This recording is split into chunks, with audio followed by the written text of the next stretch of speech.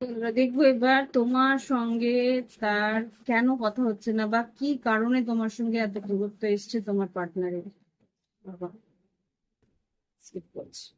Just please আমাকে দেখাও আমার কালটির বন্ধুদের জীবনে, লাভ লাইফে হোক, কি কারণে তাদের মাঝখানে এত দূরত্ব এসছে, কি কারণে আমার কালটির বন্ধুদের জীবনে দূরত্ব এসছে।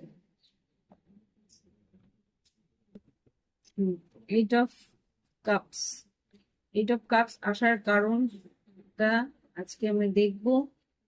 হুম, হুইল অফ ফরচুন, সময়টা ভালো ছিল না, হতে পারে রাইট রাইট পার্সন রং টাইম, এরকম হতে পারে যে সময়টা ভালো ছিল না, যেই সময় তোমাদের তর্ক বিতর্ক, অশান্তি আর কিছু লোকানো কোনো স্মৃতি বা লোকানো কোনো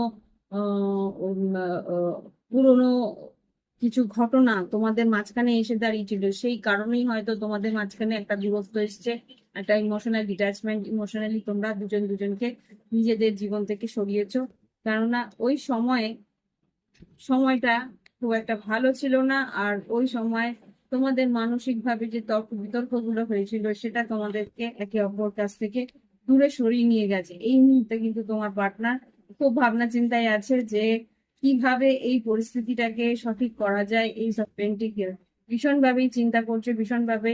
তার হয়তো শরীরও ভালো, খুব একটা ভালো না, কিন্তু আফসোস করছে যে পরিস্থিতিটাকে ও সামলাতে পারবে না। কিন্তু এটাও ও জানে যে আগামী কয়েকদিনের মধ্যে, আগামী হ্যাঁ, কয়েকদিন বা কিছু সময়ের মধ্যে এই যে তোমার ডিফেন্সিভ পরিস্থিতিটা, সেটা কিন্তু ও ভাঙতে পারবে।